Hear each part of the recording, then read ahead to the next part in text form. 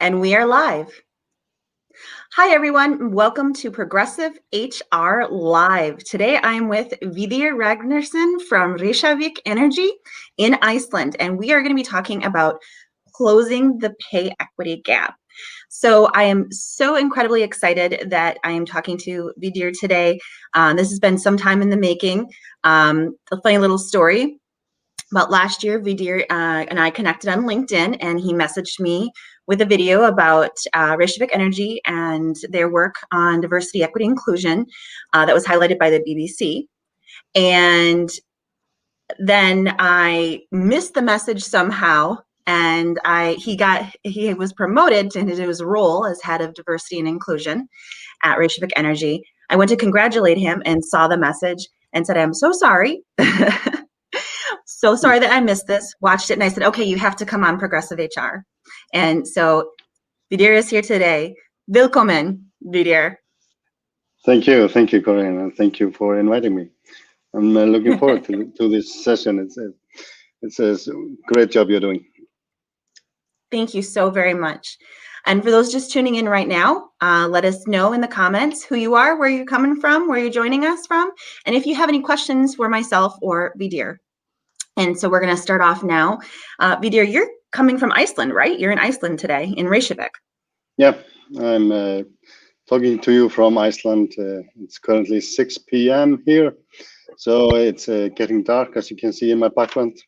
And also the days are very short here now. So we have a daylight of 4 to 5 hours every day, and getting dark at 4 p.m. So yeah.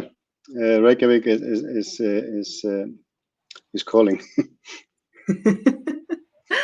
Oh my goodness! Did you say how cold it was right now in Reykjavik? It's close to 0 on the Celsius, so I'm not exactly sure where that lies on the Fahrenheit. 32. I think it's 32. Yeah. So that's our freezing point. Yeah. It's like that in this time through to March. So. Well, I'm coming from Madison, Wisconsin, and it's going to be 50 degrees here today, which I think is 10 Celsius, maybe. Yeah. Okay. Yeah. So welcome, Kyle. Thanks for joining us also from Madison, Wisconsin.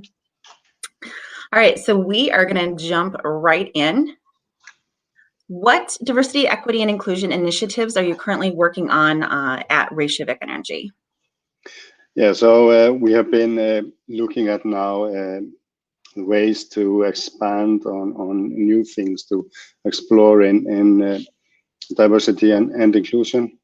So, and we have for a long time been focusing on gender pay gap, but now we are going to extend that to other demographic variables, other demographic things.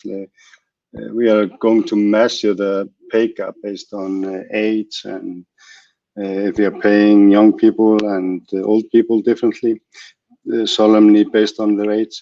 Also, if we are paying Icelanders differently than foreigners. And so in terms of pay and how we are paying, we are going to look deeper into that and based on more variables than just the gender. But in terms of gender, we are also going to and have been reporting the real gender pay gap. So the gender pay gap between men and women, and the mean pay of men and women, and the difference between that.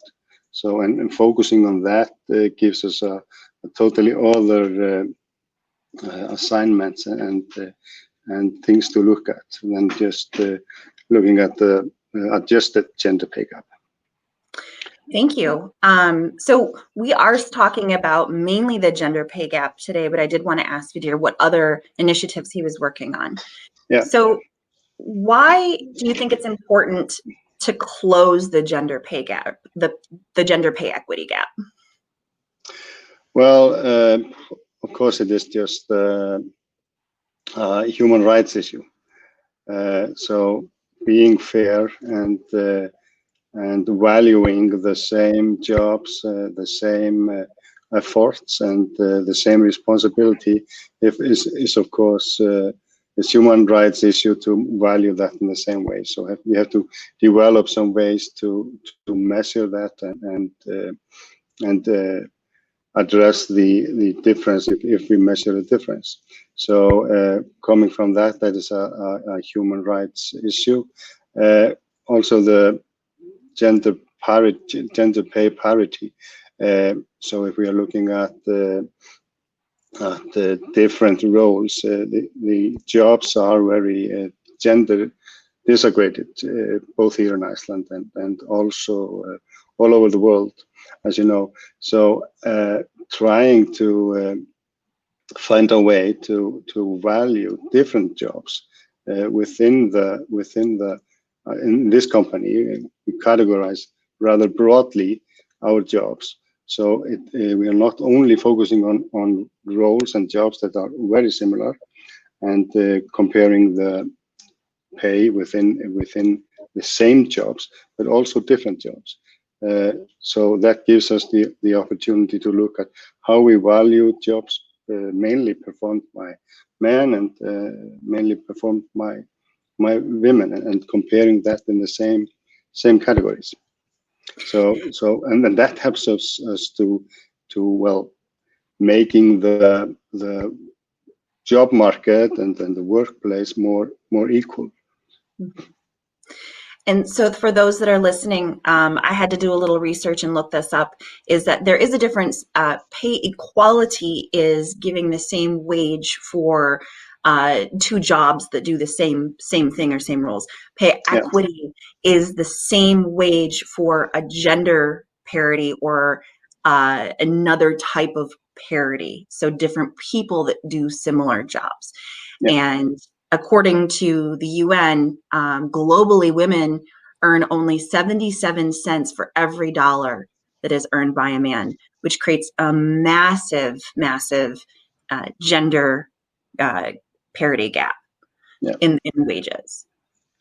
And in the Icelandic equality paradise, it is 83 cents per dollar. So we have a lot of work to do, and this is basically attributable to the different jobs women and men are performing, the gender disaggregated or different jobs, but also power, and that we are bringing higher value and more power to men, and therefore paying them more. To women. We attribute more power to the jobs men are performing. So we place males and men in higher position in the companies, and that explains why the difference is in the mean pay. Yes. So how does gender parity affect pay equity? Is that what you just explained, or? Yeah, to a large degree that is the explanation for that. Different roles and different jobs that the genders are performing do affect the gender pay gap between them. And the adjusted gender pay gap that we are looking at, have mostly been looking at until now, then you adjust it for the similar responsibilities and similar jobs. But looking at the real gender pay gap, the mean between men and women, then that gives you that gap is today 5% in Reykjavik Energy. 4 years ago, it was 14%. It is 14% in Iceland and 20% in the world.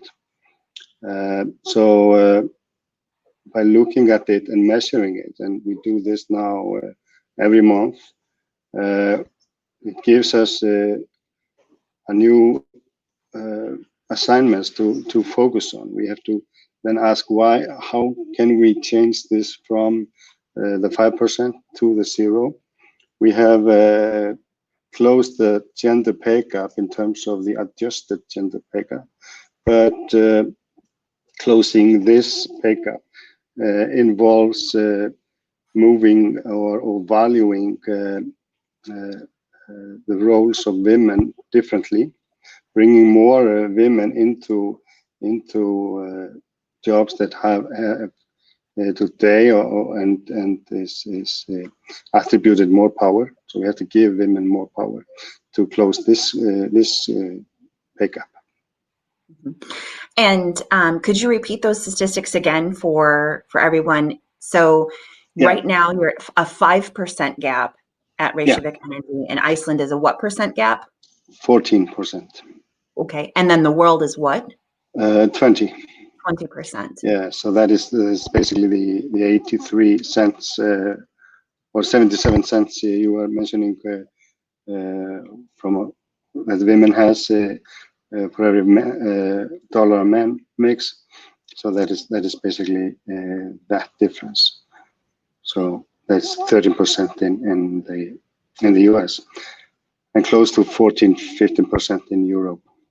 Okay, so 30% in the US and close to 14 or 15% gap in Europe. Yeah, close to that. I don't have the exact number for US.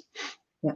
So everyone, to put this in perspective, a full potential scenario in which women play an identical role in labor markets, which means the gap has closed, that could add up to 28 trillion in global annual GDP by 2025.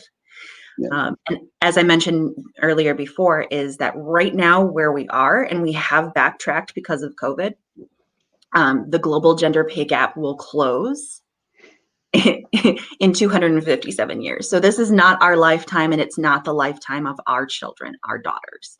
So when we look at this, I think, there's something everyone can do to help close the gender pay gap.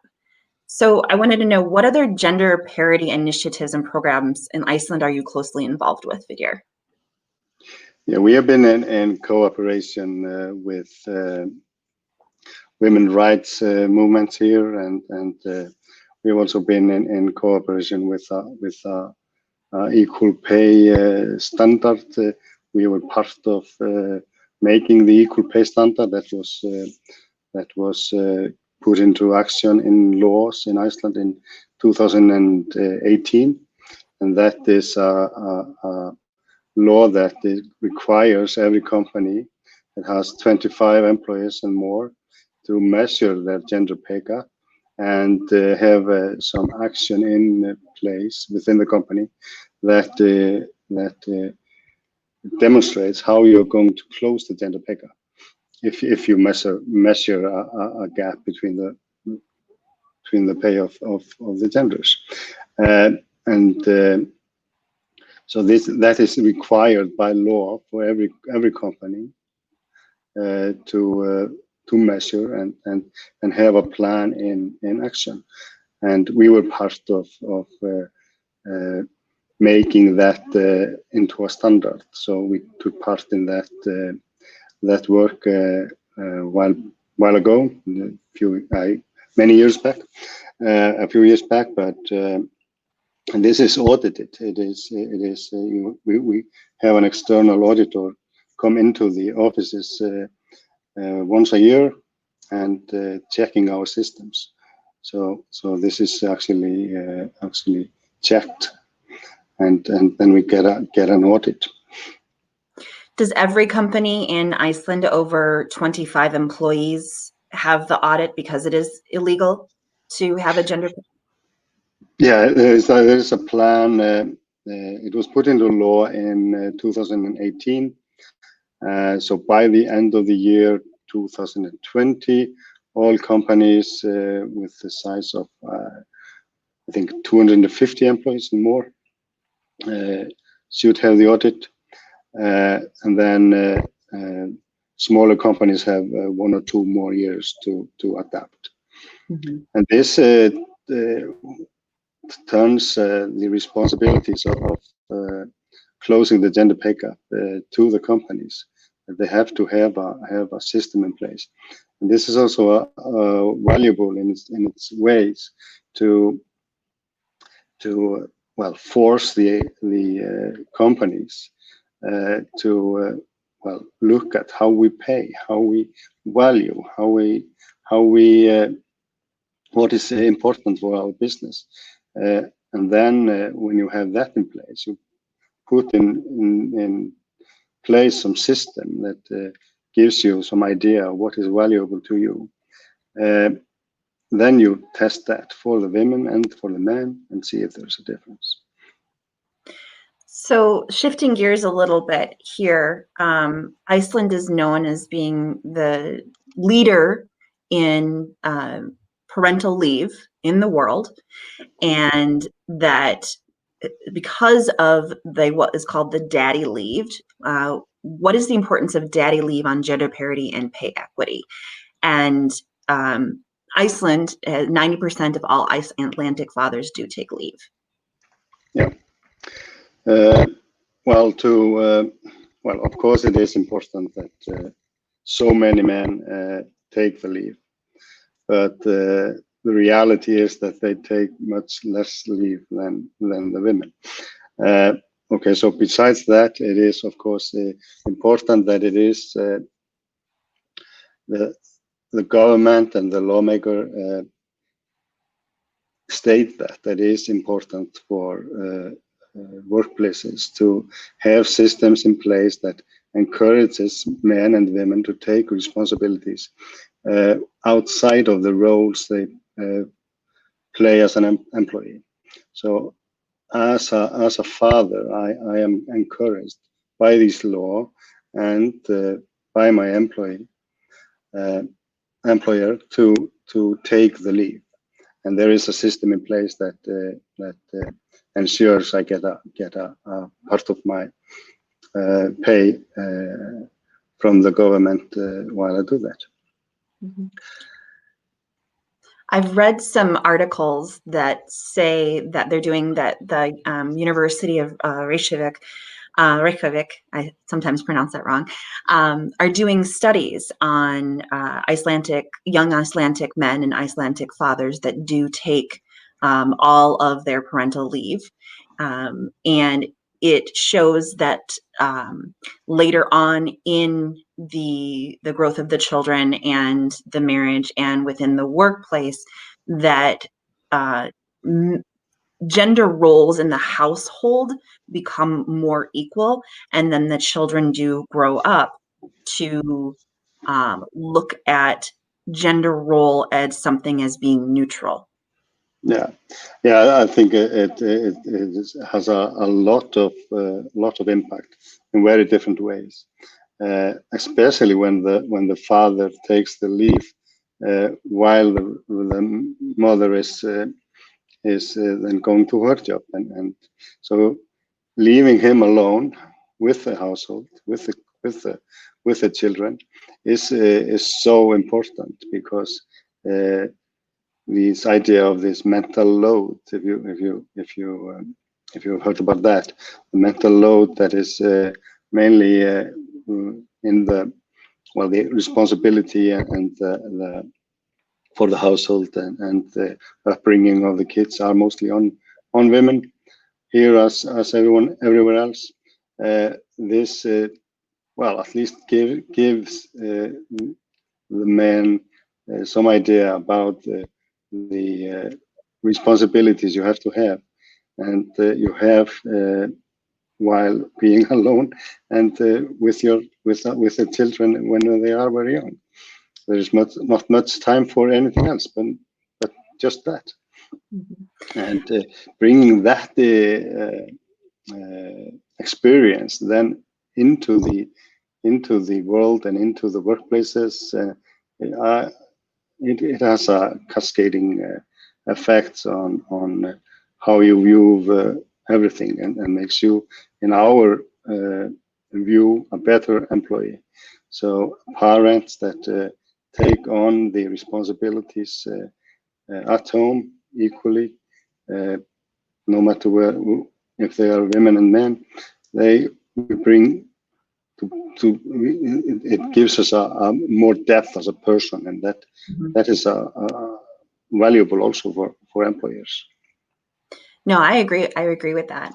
And because of the daddy leave that Iceland does give the men, that it does show that according to European Union data, Iceland is the world leader, including women in the labor force. The participation was over 80% in 2017 because of the fathers staying home with the young children during the parental leave and feeling a responsibility for the household, which takes, as to your point, takes off the mental load of the female. So yeah. It was interesting. Did you see the LinkedIn news where, I don't remember what source it was, but it's LinkedIn news highlighted that there was a CEO that stepped down to take care of the children, to let his wife go ahead and join her career. And I was reading through some of the comments, and it was so funny that one of the ladies commented and be like, "Why is this news?" Because women step down every day to let their men. She goes, "But we don't see it, do we?" And so I thought that was interesting about, they're highlighting this and it's great and everything, but where the women were highlighting, and why is it news? Why is it news?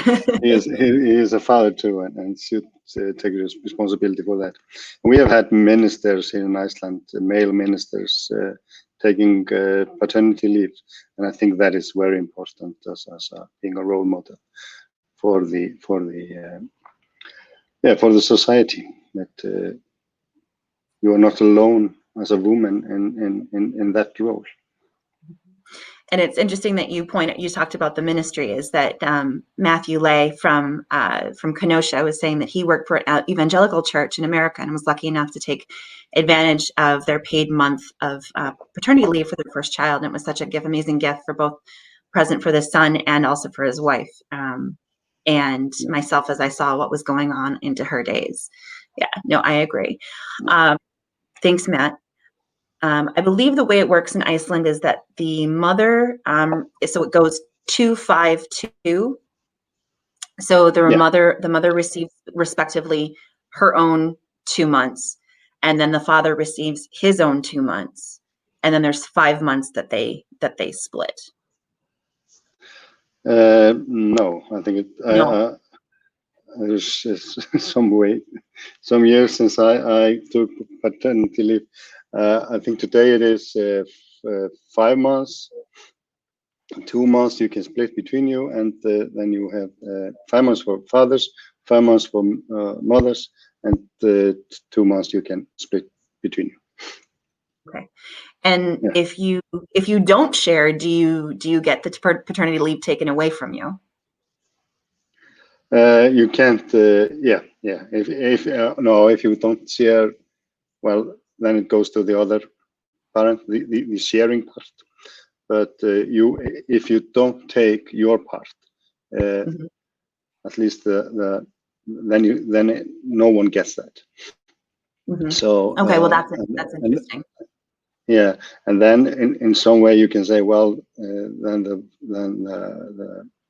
the child is the victim, but it is a way of pushing it to the fathers to show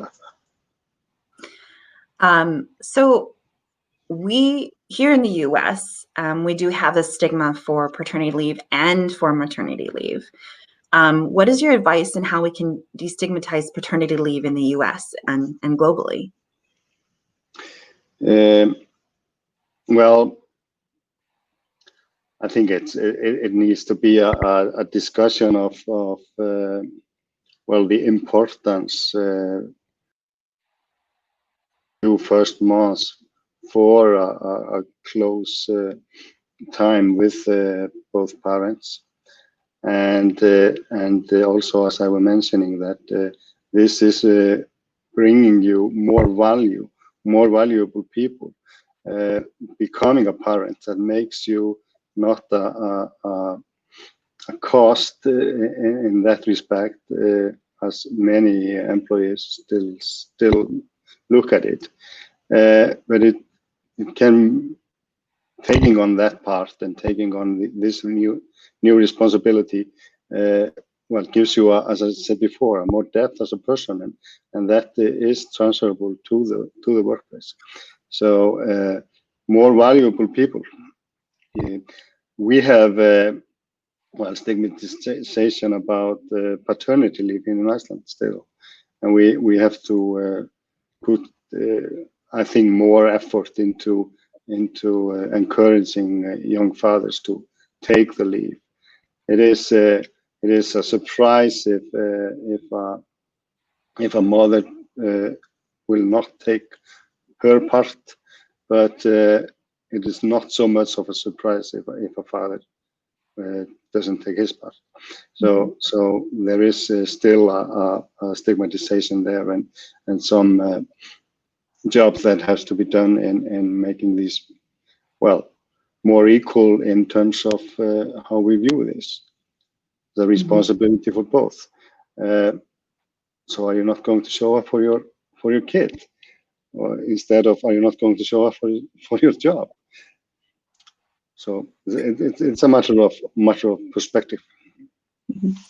And is it a question of how we view paternity leave or taking care of children is not masculine? Yeah, I think so.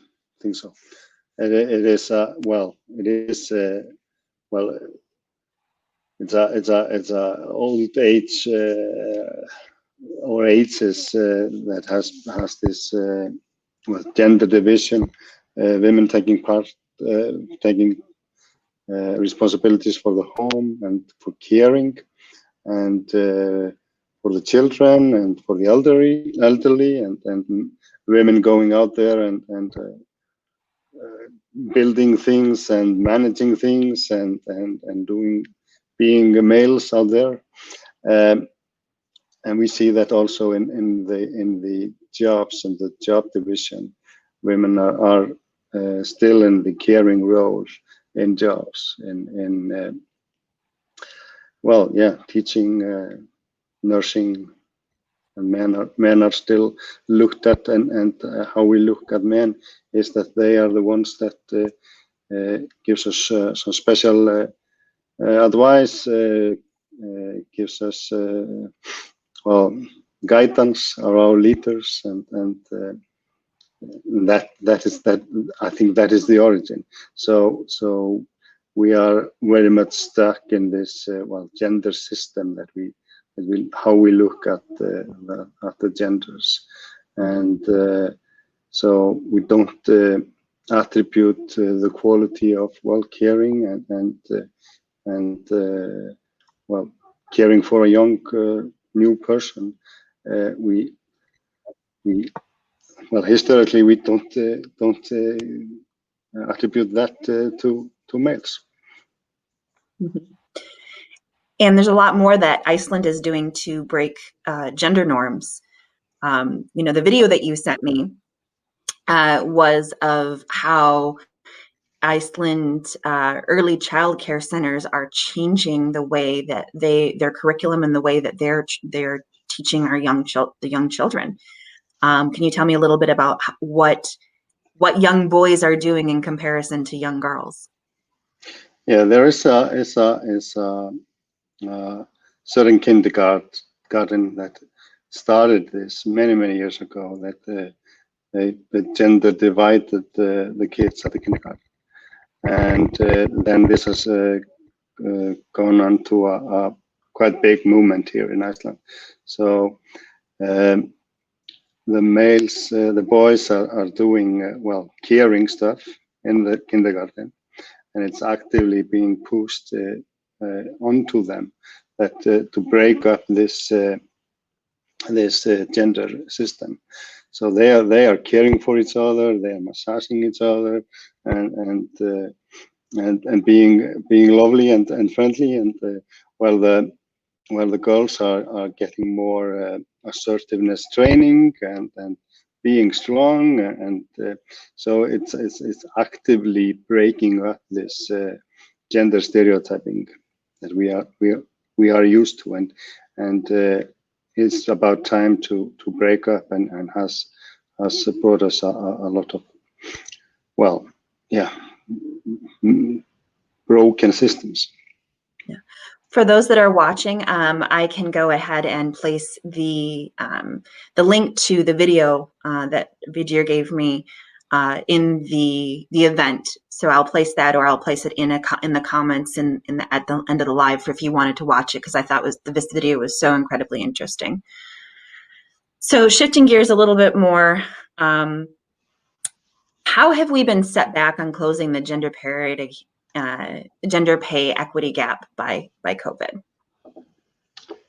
Well, I think in many ways, I think, and we will, of course, have to this later when this hopefully will soon be over, and we will see the effects of this later. But there is more need for caring. There is more need for the attributes that we have said women are attributed to women, like caring for the elderly, caring for the sick. So that, in that respect, brings more work and more importance, of course, to women. But I'm not sure that we are valuing it differently. We will see how that goes. The mental load is even more than ever in COVID, while kids are now at home part of the time. It's of course different between countries, but in the Western world as a general, the homes have become working places, and then the gender division is becoming more saturated in many ways, and there are many suggestions that this is the case. So, as I say, we will have to wait this over and see where we stand there. But I think it is also important that we address this, and we address this as this is going on. There is an emphasis that we should not be, well, we should give a pause on equality and pause on human rights, and we should focus on the virus and getting us all healthy, and all our power should lie there. But I do not agree on that, since we should focus on how it is affecting us differently, and that is a question about equality, and it is affecting genders differently.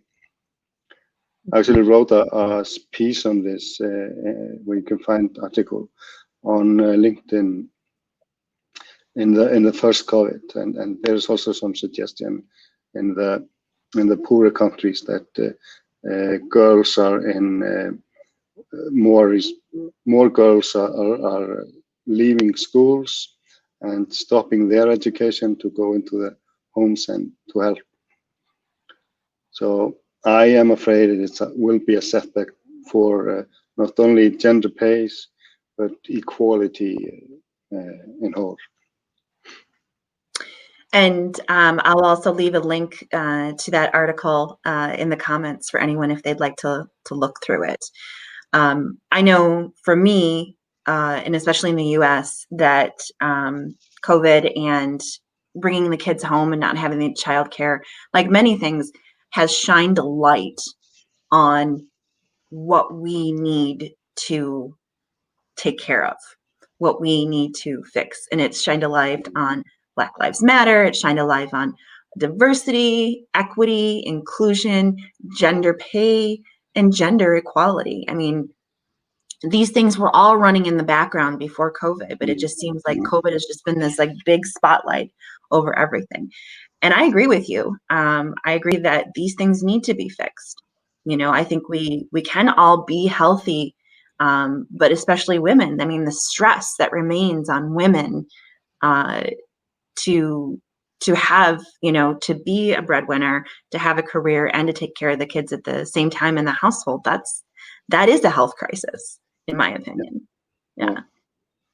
So Yeah, I totally agree. It has also brought into perspective where the systems are broken.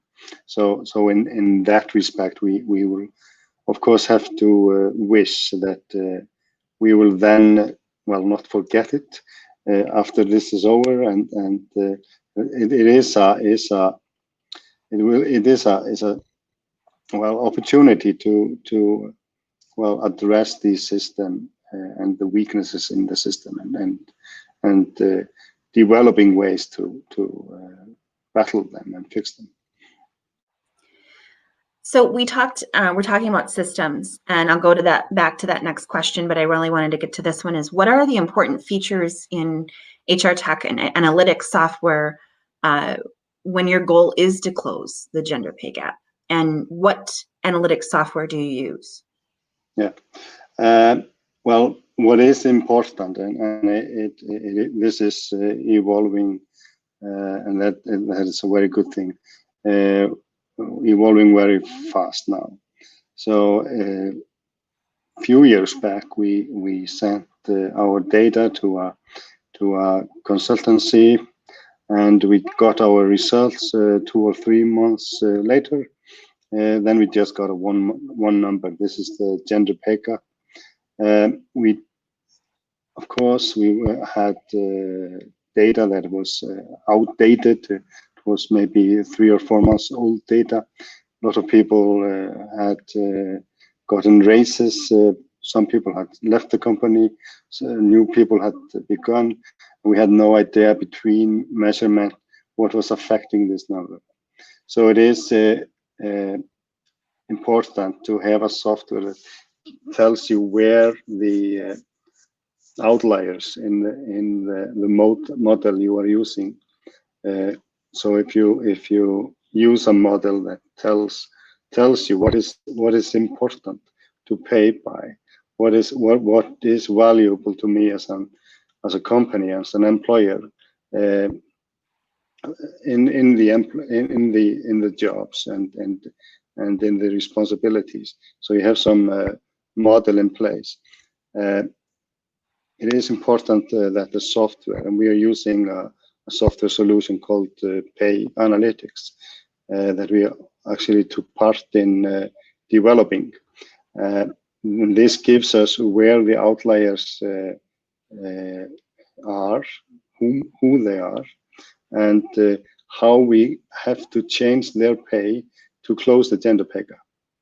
And so we can do this and forecast effects of every pay decision, and we do that before we take the decision. So before we hire someone and before we raise the pay of someone, we run it through this system and through this software, and it gives us immediately the effects of that decision before we take it. And it is not in that way that we say, okay, this if it is a well, right decision to raise someone's pay, we are not stopping that from affecting the pay of someone, but it gives us some idea where that well, it is a part that is interconnected, and where does that pay raise have an effect. So if I'm looking at these jobs and I'm raising the pay of some other jobs, and they are in the same categories, and we have our categories, as I was saying in the beginning, we have them rather broad, so I can see where the effects are and where I have to look at the pay raises next. And this is a major step from where we were. So yeah, having a software that gives us this information is so valuable, and it also gives us the information that to battle the real gender pay gap. So we see the effects power and responsibility has. We have and how that lies and is different between men and women, and how much effect that has in the gender pay gap. Also for job categories. So we see where the inequalities lies within our systems, and that is so important. That so we're not only not guessing what we are doing and how that affects the gender pay gap.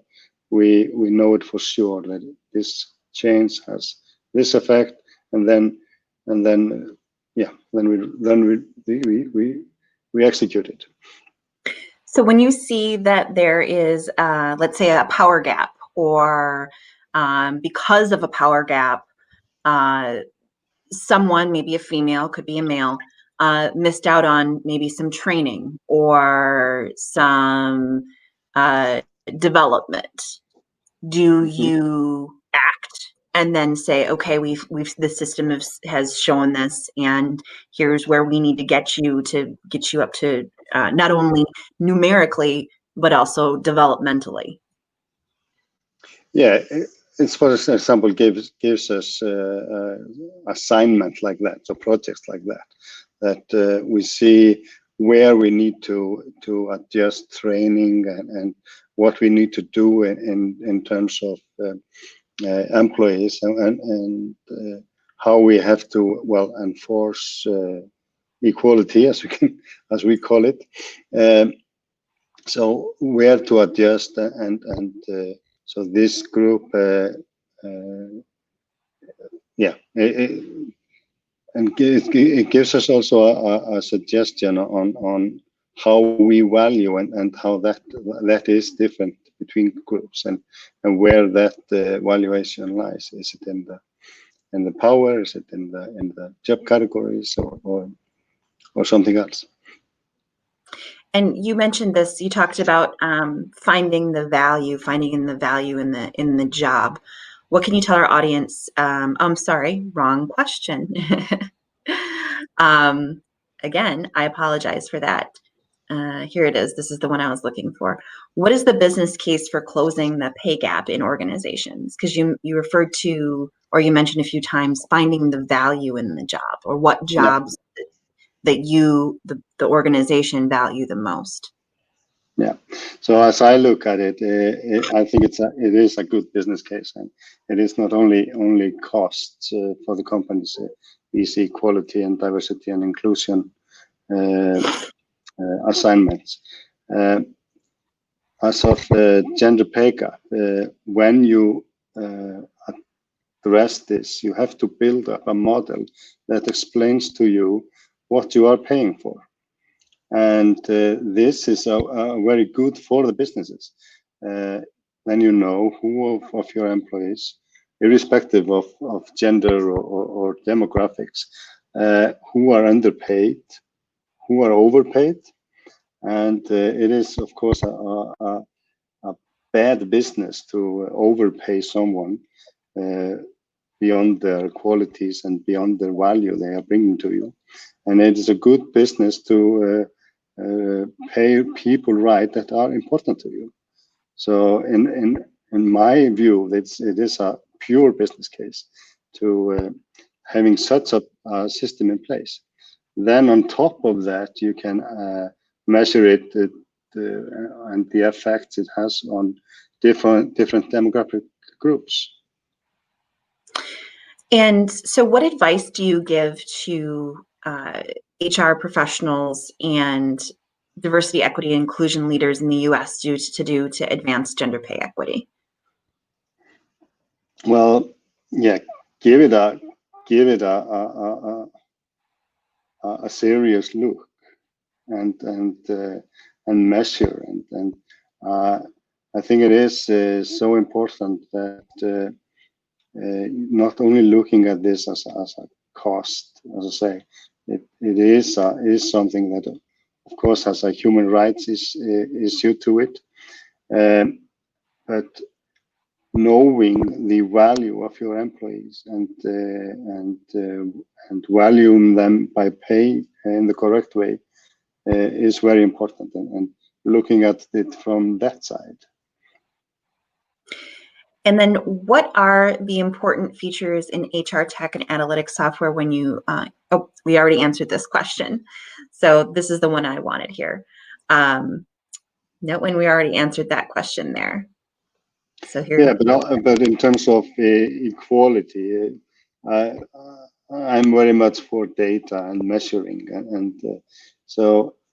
and what we do here in Reykjavik Energy, we measure what we can by looking at it with on the effects of on genders. It isn't always that it is different the realities of women and men within the company, but sometimes it is, and that gives us a new projects and new assignments. So just by measuring and not assuming that there is no difference between the genders on the things you are looking at and the things you are measuring. Sometimes you find out there is no difference, and that's okay. But sometimes you find the difference, and then it gives you a new perspective and new questions and new projects to look at and go deeper, understand the realities of your employees and how the workplace is affecting and how they are affecting the workplace maybe differently if they are men and the women or any other demographic features they have. So then we'll go back to the question, and thank you for answering that. And again, my question board took a little bit of a crazy spin there. What can our audience do to advance gender pay equity? Well, it's really similar to what I've been describing. It's I think it's taking a look at the gender system and how that is within their companies. How are we as a company representing men and women? Do they have equal opportunities? Do they have equal access?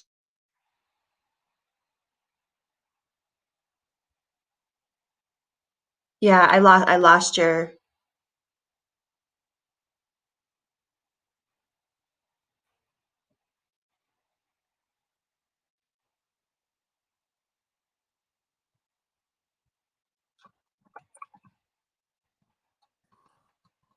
Sorry, guys, I lost Vidir's audio. I'm going to see if I can get him back on.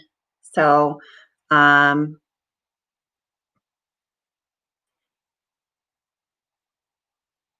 looks like Vidir's mic is muted.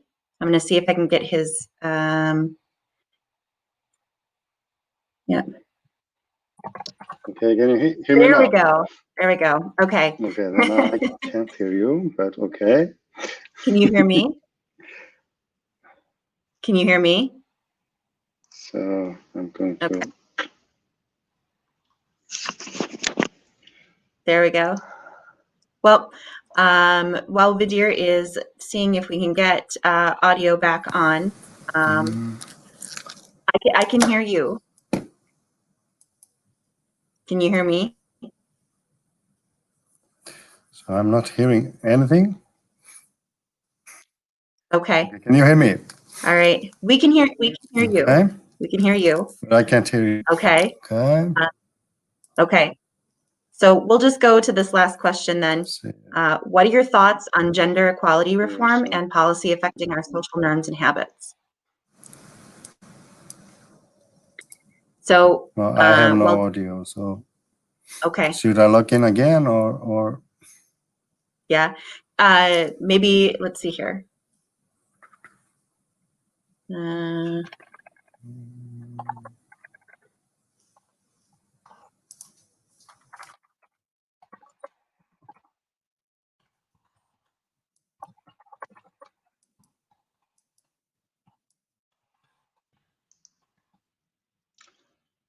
So, can you hear me now? We can hear you. Okay, yeah. Okay, sorry about this. Yeah, no worries. So where were we? Yeah, We're here. Live broadcasting. So, okay, Yes, so yes. where were we? Where did you lost me? We lost you. What can our audience do to advance gender pay equity? Yeah, I was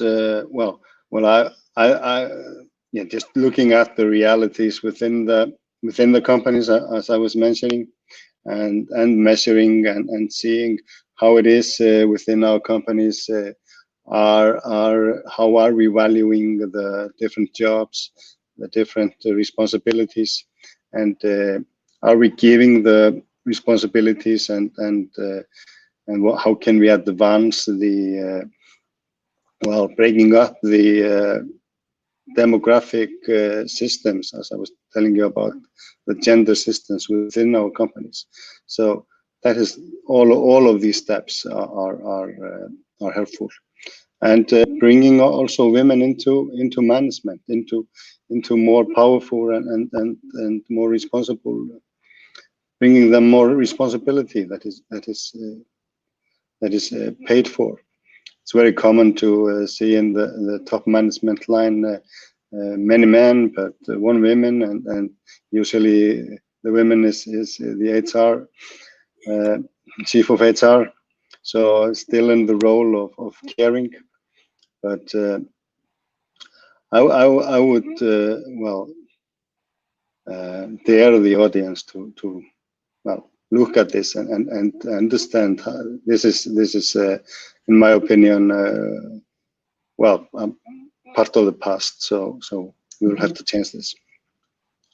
I like that. We take a better decision when we are varied, when there are different people coming to this decision-making table, and we have more varied and better decisions, different backgrounds, and then you make a better decisions.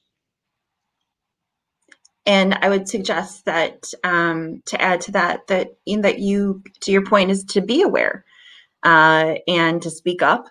Everyone has a voice, and I don't know where I sit on pay transparency. I'm not really sure pay transparency is necessarily the thing that we should do. I think we should speak up. I think we should be aware. I think we should have a consciousness around us that, am I doing something that someone else could be doing? And asking the men in our lives, if we're women, to ask men in our lives to start doing some caring things. Yeah. And maybe jump, as we are women, jump out of our comfort zones, our comfort zones, and do male things. I took care of the fireplace that needed to be fixed the other day. My husband kind of pushed me out of my comfort zone and says, okay, the fireplace people are coming. You're in control of this. You're the one that's taking this. And it's something he normally does. But I'm trying to pick myself out of that and learn something new. And show my daughters that mom doesn't have one role and dad doesn't have one role. We're together as a partnership in our household. And mom doesn't always take care of the children, and dad doesn't always go to work. Yeah. So, and I think it's also important as mothers. Mothers are the greatest influencers of the job choices of their children, and so women are also responsible in that respect to accept and further the changes in the gender system in terms of choosing a job. And to that point, Iceland is making headway in equity reform and policy affecting our social norms and habits. And Vidir and I talked earlier on about the parental leaves, the paternity leave, being 252. And right now, I believe that they're calling for an advancement in that paternity leave where men will have 6 months and women will have 6 months, and that may take effect into 2021 next year. Isn't that right? Yeah, there is still a bill in the parliament, but yeah, in my view, it's of course very important to establish it like that the choices are equal, that the responsibility is equal, and we have to have the laws representing that. So some say, well, as I mentioned before, well, if the men are not able to take it, because of course it has to do with pay also, because the reality is that there is a 14% difference in pay between men and women, and so the men being apart for longer time has more effect on the household. So it is a complex issue, and so I think the government not only needs to push it forward and pushing the responsibility to the parents to take the equal amount of months, but also the government has to well solve in some issue the loss that the household is suffering when the father is taking the paternity leave. Mm-hmm. I was reading a report, and I can't remember the source, but one of the reports said that if women, one of the reasons why we have a gender pay gap is because women tend to do unpaid labor. And I thought it was interesting how they classified it as unpaid labor, and they consider that to be cleaning and caring for the children. Because if we went out and we hired somebody to clean, we'd pay them money. And if we took our child to childcare, we pay them money. But women do unpaid labor. So if women were paid for the labor that they did in the household by the government, and I'm not saying that and claiming that that isn't what we should do, that there would be more of a gender pay equity, pay parity. Yeah, and I think this is a very good point. But also, since the mental load and this, well, it's called in Iceland, well, the third swish shift that you have when you come home. The women have an extra shift at home that is unpaid, but we have also been seeing a trend that women and men are getting the same pay for the regular working hours, but then the men have the opportunity to get more extra hours, and that is where they advance the women, and that is just a factor of the women not being able to get those hours to in the same respect as men because of the load at home. Yeah, no, I agree. And Matthew, thank you for that comment that had everything to do with what Vidir was saying. We're coming up on our hour, so I very quickly wanted to say that you can follow or DM me, Corinne Woodman-Hollebeck, and Progressive HR on LinkedIn. Our next episode is Dr. Charlie Cartwright. We're going to be digging into dash chem wisdom, and that is next week, from 12 to 1 CST, Central Time. We'll be taking a 2-week break after that for the holidays. And then we'll be back in the new year with a few of our guests, David McLean from Lambton College in Canada, in Toronto. And we'll be talking about emotional intelligence in a vocal world. Angela Nino from Chicago will be talking about virtual improv. Simon Parsons will be talking about growth mindset, and Emma Roloff, digital transformation. And lastly, Wai Kit Lau, the CEO of Remote HQ, will be talking about, of course, remote work. And then Beth Ridley's coming on to talk about something we don't quite know yet. So before we go, Vidir, thank you so very much for coming on and talking with me and the Progressive HR audience. Thank you.